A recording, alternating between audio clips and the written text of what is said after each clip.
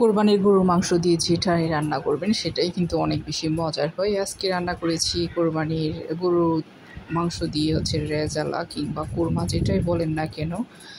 তাহলে চলুন recipe share করে নিয়ে যে পেঁয়াজ বেরেস্তা বাদাম বাটা আর কিশমিশ, এখানে টক দই নিয়েছি, আমি সবগুলো একসাথে ব্লেন্ড করে নিব। তারপর রান্নাতে চলে যাচ্ছি সরাসরি। আমি এখন বেরেস্তা ভাজা যে তেল সেখান থেকে হাফ কাপের মতো তেল দিয়েছি। তারপর এখানে আমি পেঁয়াজ কুচি দিয়ে দিচ্ছি হাফ কাপ এর মতো হবে। তারপর এখানে লং এলাচি দারচিনি তেজপাতা সব কিছু 2 টুকরা করে দিয়ে দিলাম। এখন একটু পেঁয়াজটা হালকা ব্রাউন করে ভেজে নিচ্ছি। তারপর আমি এখানে দিয়ে দিচ্ছি সেই কোরমার যে মাংস, রেজালার যে গরুর মাংস, সেটা আমি হাড় সহ নিয়েছি এখানে কিছু, তারপর সলিড মাংস আছে কিছু, পরবর্তীতে আরও কয়েক পিস দিয়েছি। এখন দিয়েছি আদা রসুনের বাটা, সব কিছু পরিমাণ মতো করে দিলেই হয়ে যাবে। কাঁচামরিচ ফালি করে দিয়েছি, তারপরে লবণ দিয়েছি স্বাদ মতো।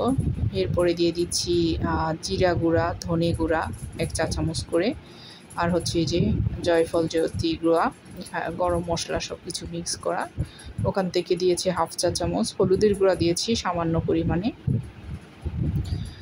এরপরে এখানে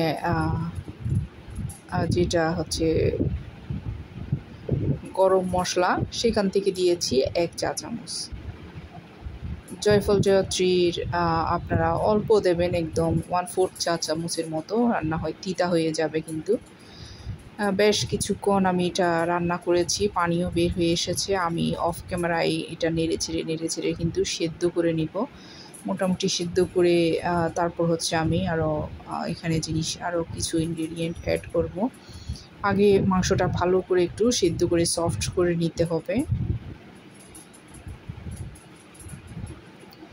বেশ কিছুক্ষণ, প্রায় 40-50 মিনিটের মতো আমি লো হিটে রেখে মাংসটা মোটামুটি রান্না করে নিয়েছি।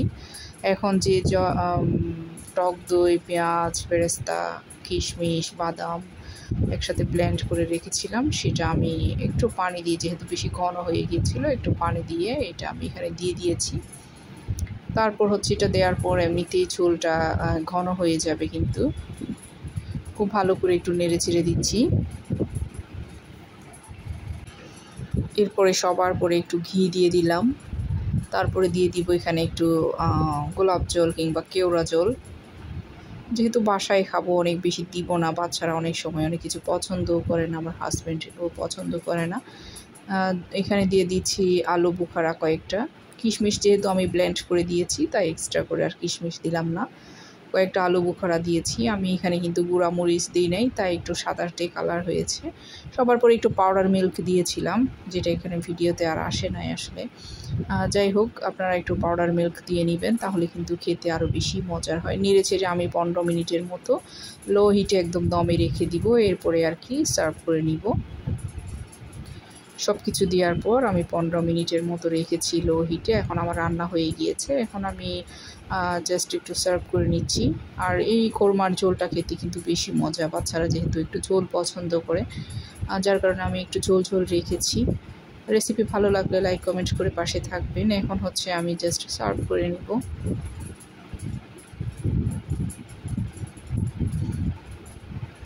খুবই মজার হয়েছিল।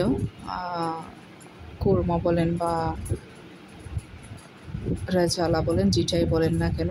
এখানে আপনারা চাইলে তরল দুধ দিতে পারেন, অথবা পাউডার মিল্ক দিলেও কিন্তু অনেক বেশি টেস্ট হয়। যাই হোক, চিকেন রেজালা হলে তো পোলাও লাগবেই, যার কারণে এই যে রেজালার সাথে পোলাওটাও রেডি হয়ে গিয়েছে। আলহামদুলিল্লাহ। একটু সুন্দর করে পরিবেশন না করলে তো আর ভালো লাগে না। এই যেভাবে করে আমি পরিবেশন করে নিয়েছি।